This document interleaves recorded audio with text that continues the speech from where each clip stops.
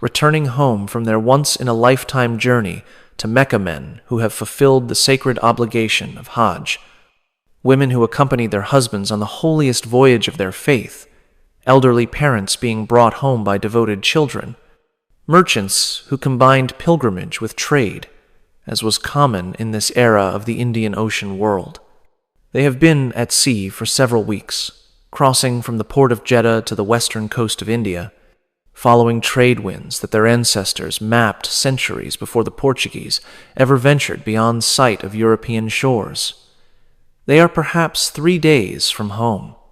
Some of them can already imagine the faces of children and grandchildren who will greet them at the dock. Some of them are rehearsing the stories they will tell about the holy sites they visited, the prayers they offered at the Kaaba, the spiritual transformation they experienced in the city of the Prophet. None of them understand why the Portuguese ships have surrounded them. None of them understand why the Portuguese captain, a man named Vasco da Gama, though they do not yet know his name, has ordered his men to board the Miri with weapons drawn. None of them understand why they are being herded below decks at sword point, why the hatches are being sealed above them, why they can hear the sounds of their cargo being transferred to Portuguese vessels, why the light from above is disappearing as the last opening is closed and locked. A woman named Fatima bint Abdullah is 43 years old. She has just completed the Hajj alongside her husband of 26 years, a cloth merchant from Calicut named Ibrahim. She is pressed against the wooden hull in the darkness below deck, can feel the bodies of other pilgrims crushed against her on all sides, can hear the confused shouting in Arabic and Malayalam and the grim Portuguese commands from above. She can smell the fear sweat of 400 people who do not know what is about to happen to them. She will know soon enough. The first splash of something wet hits the deck above their heads, then another. Then the unmistakable smell of pitch, the tar-like substance used to seal ship's timbers, a substance that burns with a thick, choking smoke and a heat that wood cannot resist. Then the flames. What happens over the next 4 hours in the waters off the Malabar coast is one of the most thoroughly documented atrocities in the age of European exploration, documented not by the victims, who left no survivors to tell their story, but by the Portuguese themselves, who recorded what they did with a precision that suggests they considered it not shameful but exemplary. This is the story of the Miri. This is what Vasco da Gama did to 400 Muslim pilgrims in October of 1502. This is what the Portuguese chroniclers wrote down in their own words, in their own records, in documents that have survived for over 500 years in European archives. And this is what you were never taught. What you are about to learn has been systematically excluded from the heroic narratives that most educational systems teach about the Age of Discovery. You know Vasco da Gama as the Portuguese explorer who discovered the sea route to India in 1498, a feat of navigation that opened direct European access to the spice trade and transformed global commerce. You have seen his name on maps, in textbooks, on monuments erected to celebrate Portuguese maritime achievement. You've encountered him as a hero of exploration, a pioneer who connected continents, a figure worthy of commemoration alongside Columbus and Magellan. But you have never learned what he actually did when he reached India. You have never heard about the systematic campaign of terror he conducted against civilian populations along the Indian Ocean coast. You have never encountered the Portuguese chronicles that describe, in clinical detail, the burning of the Miri with 400 pilgrims locked inside. You have never read the accounts of what he did to the city of Calicut in the days that followed the bombardment, the mutilations, the body parts piled into boats and sent to shore as messages.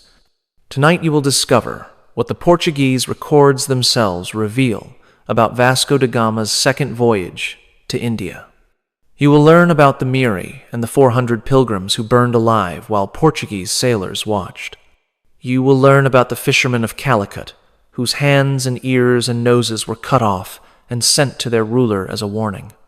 You will learn about the bodies that da Gama hung from his ship's masts as he sailed along the coast, displaying his handiwork to every port he passed.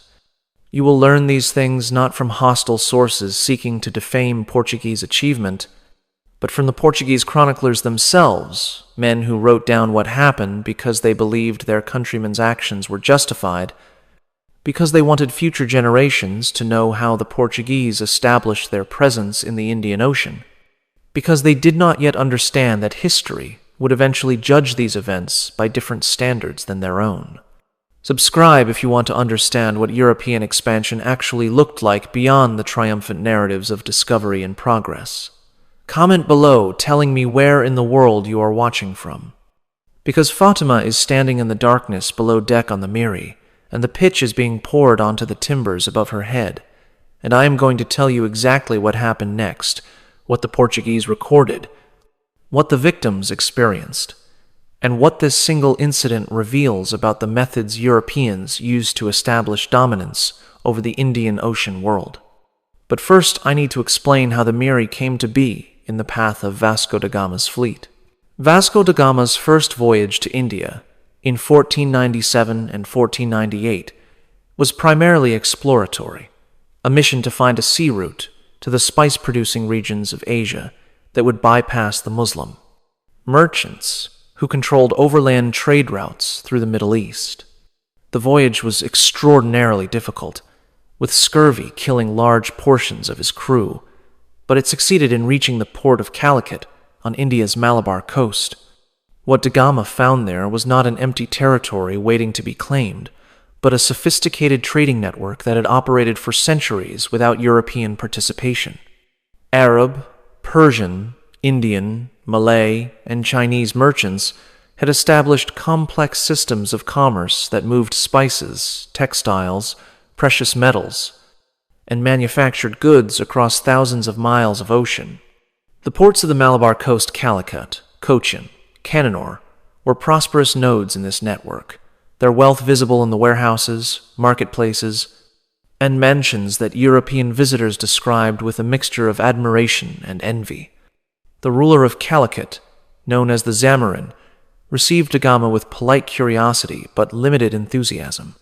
The Portuguese had little to offer that the Indian Ocean traders wanted European goods were inferior to Asian manufactures, and the gold and silver that might have interested merchants was in short supply on da Gama's ships. The Zamorin allowed da Gama to trade, but the terms were not favorable, and the Portuguese captain left feeling humiliated by what he perceived as insufficient respect for his mission and his monarch.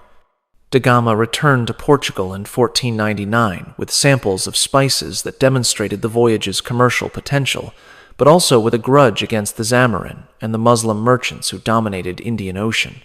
Trade. The Portuguese crown, recognizing both the opportunity and the obstacle, began planning a more aggressive approach. The second Portuguese voyage to India, commanded by Pedro Alvarez Cabral in 1500, established the pattern that da Gama would intensify. Cabral arrived with a larger fleet and clearer instructions. Establish permanent trading posts, negotiate favorable terms by force if necessary, and challenge Muslim commercial dominance. When negotiations with the Zamorin broke down, Cabral bombarded Calicut with his ship's cannons, the first European naval attack on an Indian port, killing hundreds of people and destroying significant portions of the waterfront. This was the context for Vasco da Gama's second voyage, which departed Portugal in February of 1502. Da Gama commanded a fleet of 20 ships, carrying approximately 800 men, a force explicitly designed not for exploration, but for conquest. His instructions from King Manuel I were clear. Establish Portuguese dominance over Indian Ocean trade routes by whatever means necessary.